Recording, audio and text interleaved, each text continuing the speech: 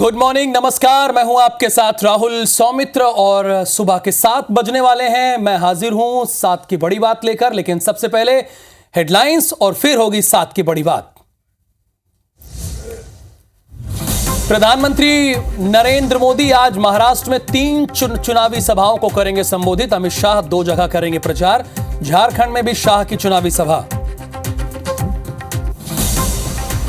उज्जैन में आज से 7 दिवसीय कालिदास समारोह, उपराष्ट्रपति जगदीप धनखड़ करेंगे शुभारंभ। सीएम डॉक्टर मोहन यादव भी होंगे शामिल। मध्य प्रदेश में देर रात 26 आईएएस अफसरों के तबादले। मुख्यमंत्री के दोनों पीएस हटाए गए। संजय कुमार शुक्ला और राघवेंद्र सिंह होंगे प्रमुख सचिव।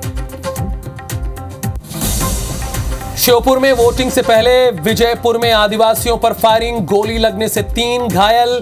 ग्रामीणों ने एक आरोपी को बांध कर पीटा। हथियार लेकर बस्ती में आए थे 9 आरोपी। मुंबई के युवक ने कोंडा गांव की युवती से किया अनाचार। 2 साल तक बंद कमरे में देता रहा यातनाएं। निजी अंगों को केमिकल से जलाया। आरोपी फिरोज गिरफ्तार। रायपुर के टिकरापारा थाना में कट्टा लिए दिखा हत्या का आरोपी राशिद। मुस्कुराते नजर आए पुलिसकर्मी। बीती रात ही पुलिस पर तान दिया था लोडेड कट्टा। रायपुर में नग्न अवस्था में मिली युवक की लाश। मोवा ओवरब्रिज के नीचे रेलवे ट्रैक के पास मिला शव। शरीर पर चोट के निशान, हत्या की आशंका। बिलासपुर में एसपी के वाहन ने किया सिग्नल जंप। कैमरे में कैद हुई तस्वीर के साथ काटा ई चालान। एसपी रजनेश सिंह ने भरा 2000 का जुर्माना। छतरपुर में कलेक्टर के घर के बाहर किसानों ने किया प्रदर्शन। शाम तक खाद नहीं मिलने पर फूटा गुस्सा। तहसीलदार के आश्वासन पर लौटे किसान।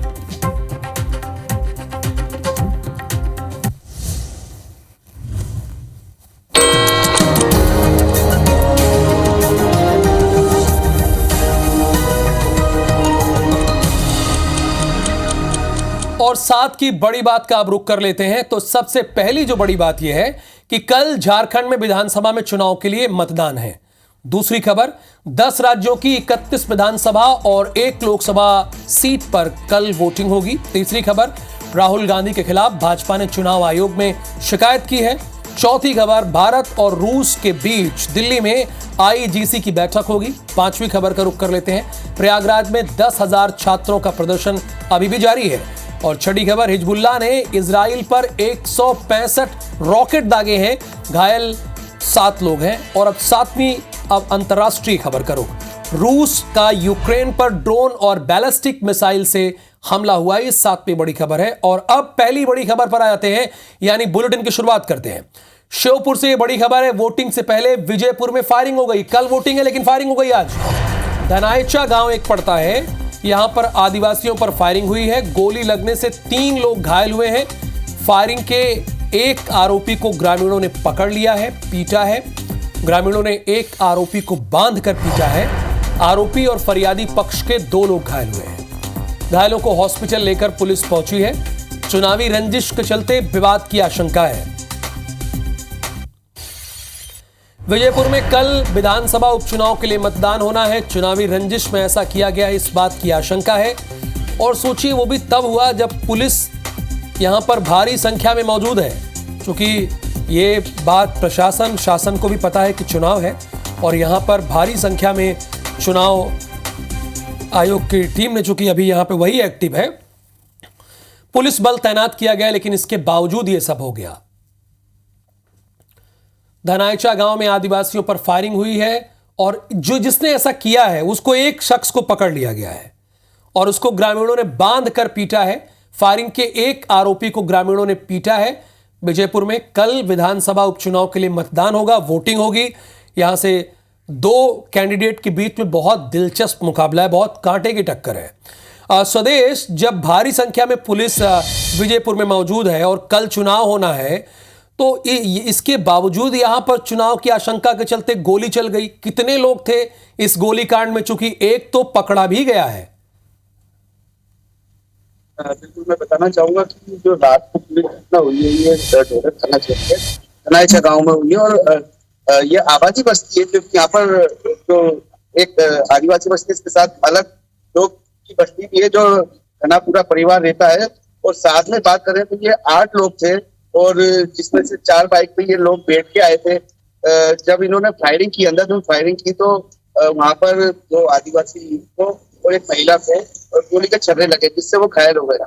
तत्काल पुलिस को सूचना दी, पुलिस वहां मौके पे पहुंची। पुलिस ने मौके से हथियार और जो गाड़ी जब्त की उसको तत्काल जब्त किया, और जो घायल था उसको ग्रामीणों ने ही पकड़ा था और उसकी मारपीट लगी थी, बांध दिया था, उसको अस्पताल लेके पहुंचे, और जो घायल थे उनको अस्पताल लेके। इसके बाद से ये मामला जो आदिवासी और एक जो आरोपी था उसके बीच का था, ये चुनाव में बदल गया, जो पूरे कांग्रेस जिला अस्पताल में इकट्ठा हो गए। वहाँ उन्होंने आरोप लगाया कि ये हर बार की तरह कुछ दबंग लोग आते हैं, हथियार लेकर आते हैं और वोट डालने के लिए दबंगाई करते हैं और आदिवासियों को दबाव बनाते हैं। वो इनसे वोट मनचाही जगह डलवाते हैं, इनसे पर्ची नहीं छीनते।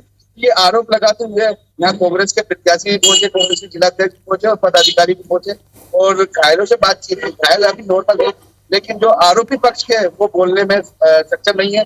वो अपना नाम भी ढंग से नहीं बता पा रहा। उसके मोबाइल की एक डिटेल से पता लगा है कि उसका नाम बंटी रावत है, जो कि सबलगढ़ निवासी बताया जा रहा है। अभी भी जो 7 आरोपी वो सबलगढ़ का रहने वाला है, उसके मोबाइल से पता चल रहा है, वो अपना नाम भी नहीं बता पा रहा है।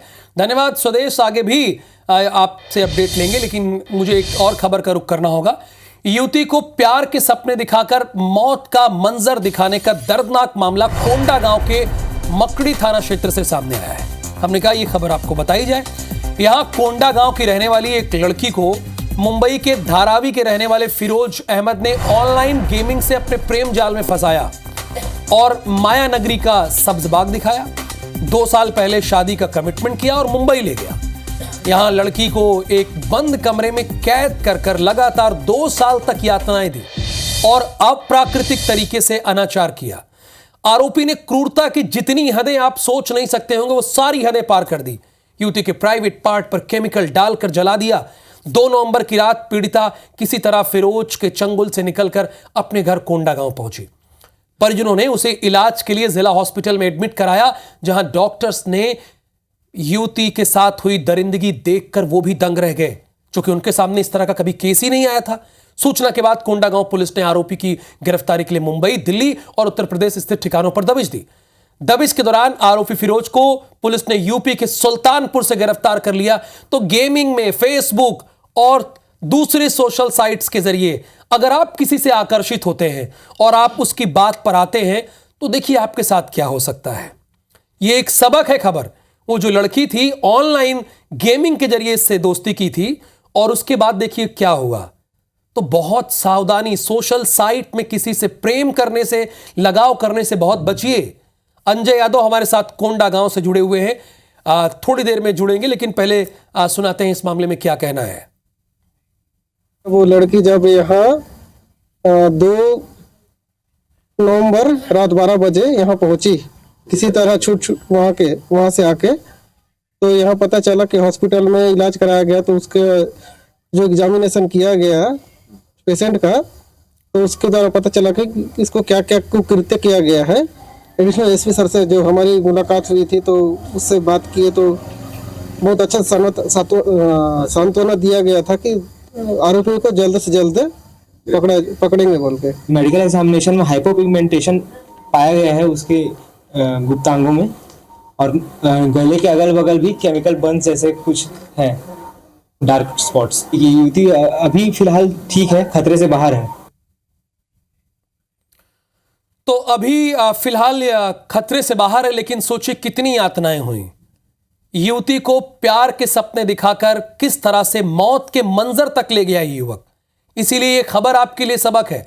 ऑनलाइन गेमिंग हो या फिर किसी भी सोशल साइट से, आप इतना किसी से इमोशनली मत जुड़िए। आप जब उसको जानते नहीं, उसके जीवन के बारे में नहीं जानते हैं, आपने उसे कभी देखा नहीं है। सोशल साइट्स में होता क्या है कि कई लोग दिखते तो हैं, लेकिन उसमें कई चेहरे होते हैं, वो आपको समझ में भी नहीं आते हैं। इसलिए बहुत ही सावधानी से अगर किसी से आप सोशल साइट से जुड़े हुए हैं, सोशल मीडिया के माध्यम से जुड़े हुए हैं, तो कम से कम उससे इमोशनली मत जुड़िए। अपनी सारी बात मत साझा कीजिए, ये आपके लिए एक सबक है। थोड़ी देर में अंजय यादव हमारे साथ जुड़ेंगे, जो हमारे संवाददाता हैं। उनसे जानेंगे ये स्थिति कैसे हुई, ये लड़की कैसे उसके प्रेम जाल में फंसी, यहां से गई कैसे, क्या घर वालों ने इसकी अनुमति दी जब वो यहां से गई, और अभी उसकी स्थिति कैसी है, इस बात की जानकारी तो डॉक्टर्स ने दे दिया। आपने सुना भी कि अभी वो खतरे से बाहर है। हालांकि उसके गले में भी दागा गया है, जलाया गया है, प्राइवेट पार्ट में भी जलाया गया है, तो बहुत उसके साथ दरिंदगी की गई है। और अंजय हमारे साथ जुड़े हैं। अंजय, सबसे पहली बात तो आप, बाकी डॉक्टर्स ने बता ही दिया कि उसकी स्थिति खतरे से बाहर है, अभी बात हुई, लेकिन ये कैसे उस लड़के के चंगुल में फंसी और कैसे इसके घर वालों ने इसे मुंबई जाने की अनुमति दी, वो भी किसी अपरिचित के माध्यम से इसका साथ हुआ, तो ये बताइए जरा हमारे दर्शकों को। जी बिल्कुल। ये मामला शुरू होता है ऑनलाइन गेमिंग प्लेटफॉर्म से। युवती का लगभग 2 साल पहले ऑनलाइन गेमिंग प्लेटफॉर्म के माध्यम से आरोपी जो फिरोज है उसके साथ में परिचय होता है, और फिरोज एक षड्यंत्र रचता है और युवती के साथ में प्रेम जाल में उसे फंसाता है। और जब युवती उसके प्रेम जाल में पूरी तरीके से फंस जाती है तो वो उसके प्यार में इतनी अंधी हो चुकी होती है कि उसके साथ भाग करके मुंबई चली जाती है। उसके घर वालों को ये जानकारी नहीं होता है कि युवती भाग गई, मतलब फिरोज के साथ भागी है। लेकिन कुछ समय के बाद में परिजनों को ये पता चलता है कि युवती किसी के साथ प्रेम में भाग करके गई है। तो जो परिवार था वो निश्चित ही एक आक्रोश में था कि युवती को, जिसको हमने बड़ा किया, 24 साल तक का हमने पाला पोसा, वो युवती किसी अनजान के साथ भाग गई है। तो आक्रोशवश वो किसी जीवन साथी के साथ चली गई है, ऐसा सोच करके उसके साथ संपर्क साधना बंद कर चुके होते हैं। लेकिन इस 1.5 साल के अंतराल में, उस 2 साल के अंतराल में युवती के साथ में जो दरिंदगी होती है, जो अनाचार वो सहती है और उसके साथ जो क्रूरता सहती है, वो एक बंद कमरे में होता है। युवती के परिजनों ने हमें बताया है कि जो 1.5 साल 2 साल का जो अंतराल था, उस बीच में युवती को बंद कमरे में रखा गया था। युवती पूरे 2 साल तक मौसमों का बदलाव, दिन या रात का अंतर, ये सारी चीजों को भूल चुकी थी, और उसके साथ उस दरिंदगी के हदों को पार किया गया जिसे कहना भी संभव नहीं है। जी बिल्कुल, उसे हम आप कह भी नहीं सकते हैं, बिल्कुल सही है। और आप ही ने बात की है पुलिस अधिकारी से, अंजय, वो अपने दर्शकों को जरा सुना देते हैं।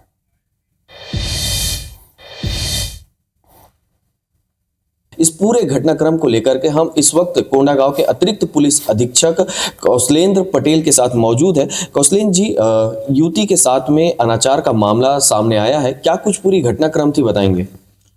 ये घटना एक्चुअली जिला कोंडागांव में थाना माकड़ी क्षेत्र अंतर्गत का है, और ये 1.5 वर्ष पूर्व की घटना है, जिसमें पीड़िता का ऑनलाइन गेमिंग के माध्यम से आरोपी के साथ में संपर्क स्थापित हुआ था और इनके बीच में प्रेम संबंध स्थापित हुआ था। और फिर इनके बीच में शारीरिक संबंध होने के कारण कुछ फोटोज वीडियोस बना लिया गया था, जिसके दबाव के कारण इसके द्वारा विवाह करने का प्रस्ताव दिया गया था और मुंबई जाने का प्रस्ताव रखा गया था, जिसके दबाव में वो मुंबई चली गई थी। और फिर उसके आरोपी के द्वारा जो मुंबई ले जाकर उसके साथ में कुछ अनाचार और शारीरिक शोषण की घटनाएं घटित हुई हैं, जिससे परेशान होकर लगभग 1.5 वर्ष के बाद युवती वापस कोंडागांव जिला आई है। इतने लंबे समय तक उसके साथ ऐसी यातनाएं कैसे हो पाई? अभी तो जो पीड़िता है उससे बहुत विस्तृत चर्चा नहीं हो पाई है, क्योंकि वो उसका मेडिकल एग्जामिन हुआ है, फिर वो जिला अस्पताल में उसका इलाजरत भी है और उसकी मानसिक स्थिति स्टेबल अभी नहीं लग रही है, और उसके स्वस्थ होने के बाद उसमें विस्तृत जानकारी प्राप्त हो पाएगी। जी शुक्रिया। तो ये थे कोंडागांव के अतिरिक्त पुलिस अधीक्षक कौशलेंद्र पटेल जी, जो बता रहे थे कि युवती जिस कंडीशन में है उसकी विस्तृत विवेचना के लिए जो बयान होना है वो नहीं हो पाया है, लेकिन उसकी स्थिति ऐसी है कि उपचार कोंडागांव के जिला अस्पताल में अभी जारी है। कोंडागांव से IBC 24 के लिए अंजय यादव। मध्य प्रदेश में प्रशासनिक सर्जरी हो गई है। देर रात 26 IAS अफसरों के तबादले हो गए हैं, और इस तबादले में मुख्यमंत्री के दोनों PS हटा दिए गए हैं। संजय कुमार शुक्ला और राघवेंद्र कुमार सिंह के PS होंगे। नीरज मांडलोई को पावर मैनेजमेंट का जिम्मा दिया गया है। नीरज मांडलोई ACS ऊर्जा विभाग पावर मैनेजमेंट कंपनी का अतिरिक्त प्रभार भी संभालेंगे। मनु श्रीवास्तव ACS नवीन और ऊर्जा विभाग और खेल मनु युवा कल्याण विभाग का अतिरिक्त प्रभार संभालेंगे। संजय कुमार शुक्ला ये प्रमुख सचिव होंगे नगरीय विकास एवं आवास योजना के, उमाकांत उमराव ये प्रमुख सचिव बनाए गए। खनिज और श्रम विभाग और पशुपालन और डेयरी के राघवेंद्र सिंह प्रमुख सचिव हैं। उद्योग और एमएसएमई विभाग के आनंद विभाग का अतिरिक्त प्रभार है। गुलशन बामरा ये प्रमुख सचिव जनजातीय कार्य के होंगे। यानी कुल मिला के जो सीनियर मोस्ट आईएएस ऑफिसर हैं, जो एसीएस रैंक के और प्रमुख सचिव रैंक के हैं, पर उनका तबादला हुआ है। सीनियर आईएएस अफसरों का तबादला हुआ है और इसमें 26 सीनियर आईएएस ऑफिसर हैं। इन सभी का देर रात तबादला हुआ है। मुख्यमंत्री के दोनों पीएस हटा दिए गए हैं और नए पीएस की जिम्मेदारी मिल गई है लोगों को। ये देखिए कौन कौन हटा। ई रमेश ये प्रमुख सचिव अनुसूचित जनजाति कल्याण की जिम्मेदारी अब निभाएंगे। नवनीत मोहन कोठारी ये पर्यावरण विभाग की बहुत बड़ी जिम्मेदारी है इनके ऊपर। नवनीत मोहन को महानिदेशक एफको का अतिरिक्त प्रभार भी दिया गया, ये भी जिम्मेदारी बड़ी है। श्रीमन शुक्ल को आयुक्त आदिवासी विभाग की जिम्मेदारी दी गई है ये, और इसके साथ मदन विभीषण को आयुक्त हस्तशिल्प और हथकरघा की जिम्मेदारी दी गई है। उमाकांत उमराव को प्रमुख सचिव बनाया गया है खनिज और श्रम विभाग का। तो जो सीनियर मोस्ट आईएएस ऑफिसर है उनका तबादला हुआ है।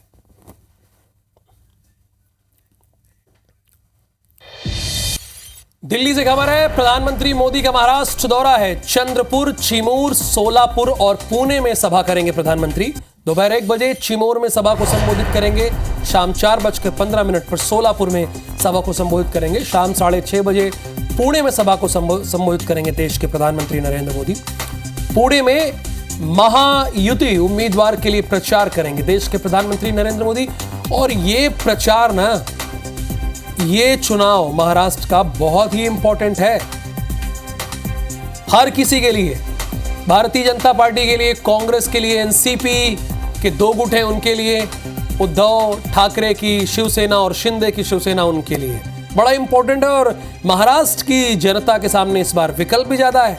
पहले भी इसके पहले विकल्प बहुत रहते थे, 2 गठबंधन चुनाव लड़ा करते थे। एनसीपी और कांग्रेस पहले चुनाव मिलकर लड़ती थी और इधर शिवसेना और भारतीय जनता पार्टी लड़ती थी। लेकिन अब मामला क्या हो गया है, कांग्रेस, एनसीपी और उद्धव ठाकरे एक तरफ है, दूसरी तरफ एकनाथ शिंदे, भारतीय जनता पार्टी और अजीत पवार की एनसीपी एक तरफ है। गजब की स्थिति है महाराष्ट्र में। तो लोकसभा चुनाव में तो रिजल्ट आया ही, लेकिन विधानसभा का चुनाव जो होता है वो राज्य का चुनाव होता है, वो एक राज्य का चुनाव होता है, ना कि देश का चुनाव होता है। तो राज्य के चुनाव में जनता असली एनसीपी किसको मानती है, असली शिवसेना किसे मानती है, और जो ये 5 साल का कार्यकाल था, जो 3 मुख्यमंत्री देखे, इसमें कब कौन किस पाले में आ जाएगा यकीन नहीं हुआ। ये पता ही नहीं चला, कोई गेस ही नहीं कर पाया महाराष्ट्र की राजनीति में कि कौन किस पाले में चला जाएगा। तो देश के प्रधानमंत्री नरेंद्र मोदी का आज फिलहाल महाराष्ट्र दौरा है, ये बड़ा इंपॉर्टेंट है। शाम 6:30 बजे पुणे समय में एक सभा को संबोधित करेंगे। अब आगे बढ़ते हैं, महाराष्ट्र से जुड़ी हुई खबर है। उद्धव ठाकरे के हेलीकॉप्टर को चेक कर लिया गया है। चुनाव आयोग के अधिकारियों ने चेकिंग की है। नासिक में हेलीकॉप्टर की चेकिंग हो गई। उद्धव ठाकरे उतरे नहीं, तुरंत अधिकारी आ गए, कहे भाई साहब पहले हेलीकॉप्टर आपकी चेक करेंगे नेताजी। महाराष्ट्र विधानसभा चुनाव से पहले यह सख्ती देखने को मिली है। अब जब अधिकारी वहां पर आ ही गए और पूरा एविडेंस के साथ आए कि हम इस विभाग से हैं, हम आपके हेलीकॉप्टर चेक करना चाहते हैं, तो उद्धव ठाकरे ने भी कहा प्लीज आप चेक कर लीजिए। देखिए वही तस्वीरें हम आपको दिखा रहे हैं।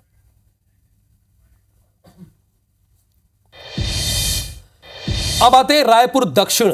रायपुर दक्षिण में उपचुनाव के पहले भाठा गांव में चेकिंग के दौरान बड़ी नगद राशि पकड़ी गई है, बड़ी मात्रा में। 13 नवंबर को उपचुनाव के मद्देनजर दक्षिण विधानसभा रायपुर की पुरानी बस्ती थाना क्षेत्र के एसएसटी पॉइंट लगाए गए। रविवार शाम को चेकिंग के दौरान कार क्रमांक, यानी कार का जो नंबर है, वो क्रमांक का मतलब नंबर होता है, CG8AR8800 से पुलिस ने 27,10,000 रुपए बरामद किए। वहीं वाहन चालक और साथी ने पूछताछ में इतनी बड़ी रकम को लेकर कोई जवाब नहीं दिया, जिसके बाद पुलिस ने रकम जब्त कर इनकम टैक्स विभाग के अधिकारियों को इसकी जानकारी दी। पुलिस को आशंका है कि रकम चुनाव में खपाने के लिए लाई गई थी। इसमें 500 की नोट और 200 की नोट मिली है। 27 लाख से ऊपर है ये। उज्जैन से खबर यह है कि आज से अखिल भारतीय कालिदास समारोह है। उपराष्ट्रपति जगदीप धनखड़ इस समारोह का शुभारंभ करेंगे। राज्यपाल मंगूभाई पटेल, सीएम डॉक्टर मोहन यादव इसमें शामिल होंगे। 7 दिन तक चलेगा अखिल भारतीय कालिदास समारोह। ये 7 दिन तक चलेगा उज्जैन में अखिल भारतीय कालिदास समारोह। उपराष्ट्रपति जगदीप धनखड़ इस समारोह का शुभारंभ करेंगे। राज्यपाल मंगूभाई पटेल और सीएम डॉक्टर मोहन यादव भी इसमें शामिल होंगे। खबर रायपुर से है। आज चंद्रपुर जाएंगे सीएम साय। चंद्रपुर जाना है। चंद्र हासनी देवी मंदिर में वो दर्शन करेंगे। शाम 6 बजे गंगा महानदी आरती में शामिल होंगे। रायगढ़ में वो रात्रि विश्राम करेंगे। ये आज का शेड्यूल है सीएम साय का। और अपने मुखिया के शेड्यूल तो आपको पता ही होना चाहिए, इसलिए मैंने यहां कहा कि आपको ये जानकारी दी जाए। और अब उत्तर प्रदेश के इटावा से एक खबर है। 4 लोगों की हत्या कर दी गई है। एक ही परिवार के 4 लोगों की हत्या की गई है। सर्राफा कारोबारी मुकेश वर्मा पर आरोप है। पत्नी और 3 बच्चों की हत्या की गई। पत्नी और 3 बच्चों की। पुलिस ने आरोपी को गिरफ्तार कर लिया है। ट्रेन से कटकर आत्महत्या करने जा रहा था आरोपी। पुलिस आरोपी से पूछताछ में जुटी हुई है। आदमी को पछतावा होता है, लेकिन एक हद के बाद, एक समय के बाद, इसीलिए अपने गुस्से पर कंट्रोल करना चाहिए। बड़ोदरा से खबर है। IOCL की रिफाइनरी में भीषण विस्फोट हो गया है। कई किलोमीटर दूर तक धुएं का गुबार दिखा है। एक कर्मचारी झुलसा है। इलाज जारी है। फायर ब्रिगेड की टीम मौके पर मौजूद है। फायर ब्रिगेड की टीम मौके पर मौजूद है। कई किलोमीटर तक धुएं का गुबार देखा गया। एक कर्मचारी झुलसा है। इलाज जारी है। ये वडोदरा के एक इलाके की तस्वीरें हैं।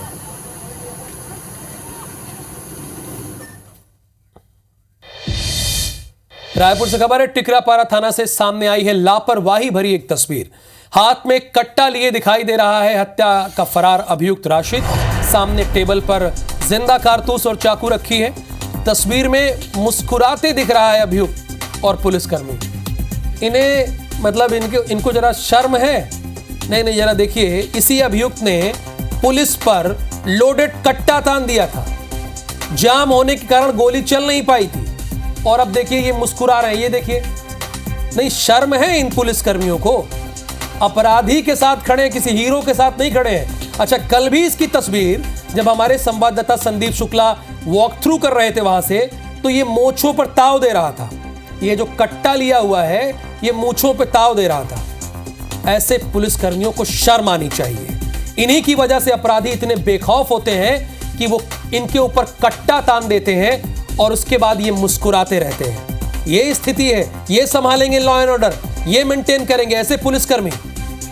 जरा इन्हें पुलिसिंग की ABCD पढ़ाइए एसएसपी साहब। इनको ABCD भी नहीं आती है। कम से कम इतना तो आप कर सकते हैं। अब बिलासपुर से खबर मुझे बतानी है। यहां भी एक SP है। देखिए, ये काबिल तारीफ है। जो अच्छा काम करेगा उसे बताया जाएगा। SP का जो वाहन था वो सिग्नल जंप कर गया, यानी सिग्नल तोड़ दिया। चाहते तो वो SP थे, कुछ ना होता। वाहन का चालान कट गया। ITMS कैमरे में कैद हो गई तस्वीर। उसके बाद नोटिस मिला। हालांकि तो नोटिस मिल गया। 2000 का SP रजनेश सिंह ने ट्रैफिक थाने में जाकर चालान जमा किया। ट्रैफिक थाने में गए, चालान जमा किया। हो सकता है वो बहस भी कर सकते थे कि ऐसा नहीं हुआ, जंप नहीं हुई, कहां दिखाइए, ये गलत है फुटेज। लेकिन उन्होंने ये किया। कम से कम दूसरे लोगों को भी इससे सबक मिले। 2000 की रसीद कटवाई। देखिए, रजनीश सिंह इसमें बाकायदा लिखा हुआ है। ये SP हैं अभी, यानी लॉ एंड ऑर्डर के दूसरे बड़े अधिकारी कलेक्टर के बाद खुद इन्होंने जमा किया है। ये देखिए, तस्वीर आई और जम कर गए थे। तो अगर आप बिलासपुर में हैं, रायपुर में हैं, किसी भी शहर में हैं, तो रेड लाइट जम करने से पहले जरा सावधान रहिएगा। अब अगली खबर।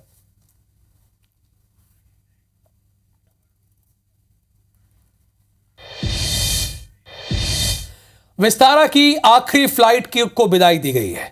एयरपोर्ट स्टाफ ने सैल्यूट किया है। अहमदाबाद और भुवनेश्वर में यह विदाई दी गई है। आज से एयर इंडिया के नाम पर इसका संचालन होगा। एयर इंडिया और विस्तारा का चूंकि विलय हो गया है, तो विस्तारा की टिकट वाले यात्री अगले 1 महीने तक एयर इंडिया से उड़ान भरेंगे। जनवरी 2015 से अब तक सेवा दे रही थी विस्तारा, लेकिन अब वो एयर इंडिया हो गई है।